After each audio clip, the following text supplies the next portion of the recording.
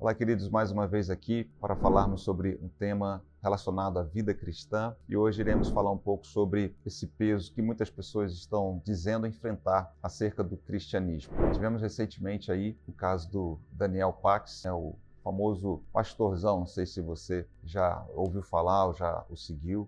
Eu confesso que há muito tempo atrás, quando ele ainda estava bem obeso, ele fazia alguns vídeos bem engraçados sobre música e acabei recentemente vendo alguns vídeos. Ele inclusive emagreceu bastante, se não me engano, perdeu aí mais de 100 quilos, 110 quilos e começou a falar algumas coisas que me deixaram chateados, porque era uma pessoa que era engraçada, divertida e usava o humor, vamos dizer assim, humor gospel, falava sobre temas relacionados à igreja, especialmente sobre os músicos, e a gente se divertia um pouco vendo aquilo.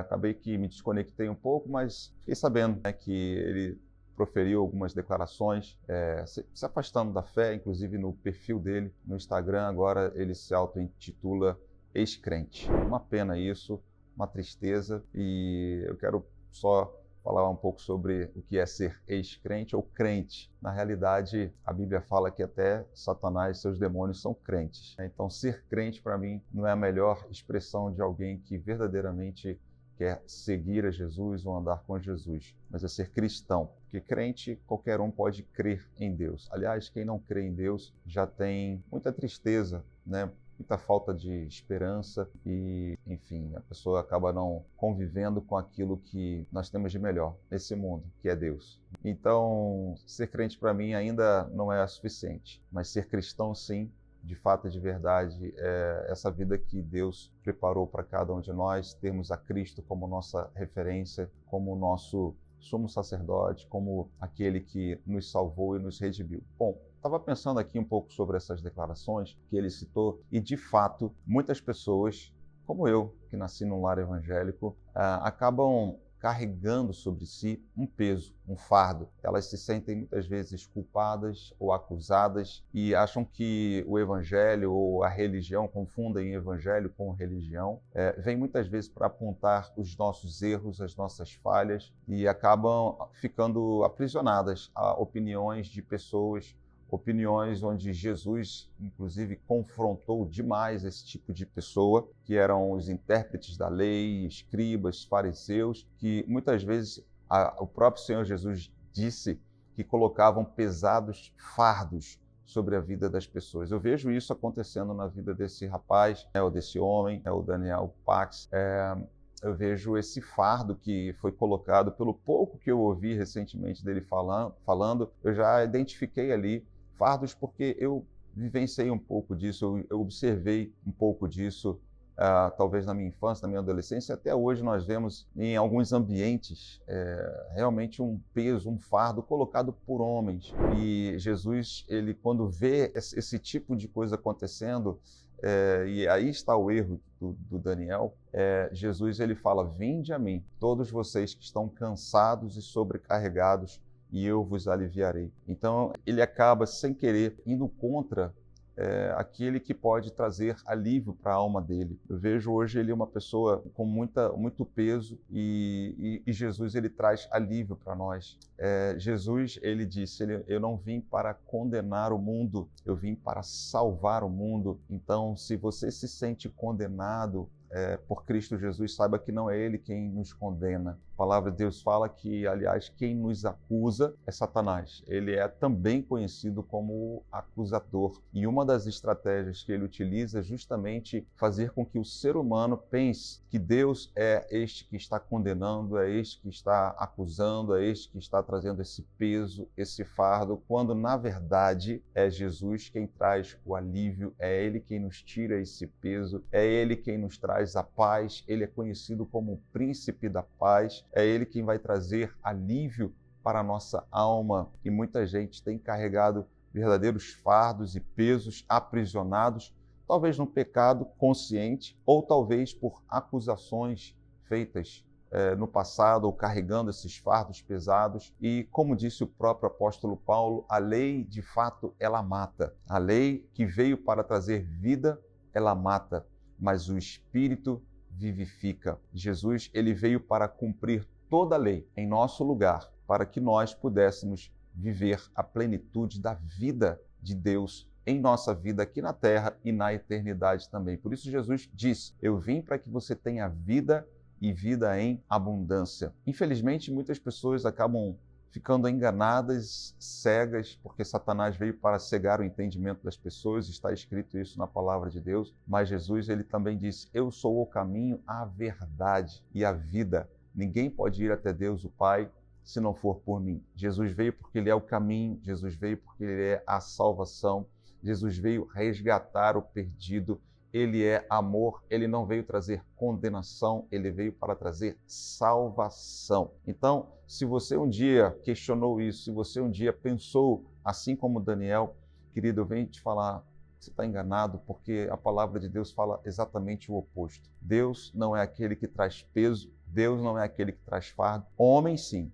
homens acabam trazendo. Preceitos de homens, diz a palavra do Senhor, eram que os fariseus, muitas vezes intérpretes da lei, traziam sobre os homens. Jesus não. Jesus veio para nos salvar, nos redimir do pecado, nos lavar. A Bíblia fala que quando João Batista olha para Jesus, ele disse o seguinte: eis o Cordeiro de Deus que tira o pecado do mundo.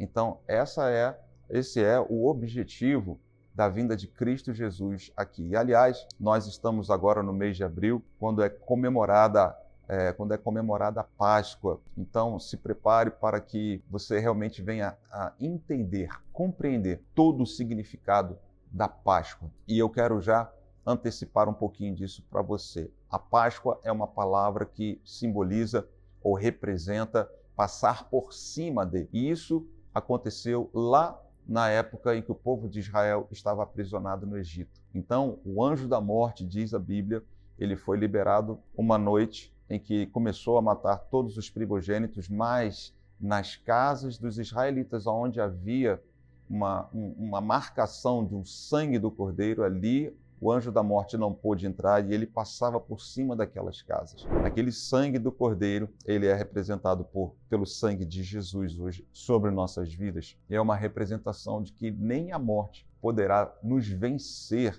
por causa do sangue do cordeiro Jesus Cristo. Então, querido, eu quero dizer a você que Jesus é vida, ele veio para te salvar, ele não veio para te acusar, ele não veio para te condenar, ele veio para te salvar da morte eterna. Ele veio para te resgatar num relacionamento eterno com Deus, que é amor, Deus que é bom, Deus que é justo, Deus que é verdadeiro, e não um Deus que muitas vezes as pessoas entendem que é um Deus que maltrata, um Deus que quer trazer o sofrimento, um Deus que quer trazer a dor, quer ficar acusando. Não, esse não é o verdadeiro Deus. Esse é um outro Deus. Esse é o próprio Satanás, que muitas vezes tenta enganar os homens, fazendo com que aquilo que ele faz seja, na verdade, colocado sobre os ombros do nosso Deus. Então, não acredite nisso. Nosso Senhor Jesus, ele é o Senhor dos exércitos que nos salvou, nos redimiu do pecado para a vida plena, vida abundante e salvação, e não condenação. Que você seja muito abençoado, que você que ainda não entregou sua vida a Jesus, talvez você já tenha ouvido falar sobre ele, mas de fato não teve uma experiência, ainda não entregou sua vida a Jesus, eu quero desafiar você a fazer uma oração. A Bíblia diz que aquele que confessar a Cristo Jesus como Senhor e seu Salvador, com a sua boca declarar isso, com o seu coração você crer nisso, você será salvo. Então eu quero convidar você que está enfrentando dias difíceis, talvez com as mesmas questões, em luta, porque você ouviu muito desse questionamento no passado. Eu quero orar com você agora. Se você puder, feche teus olhos, coloca a mão no seu coração, representando o centro das suas decisões e vontades.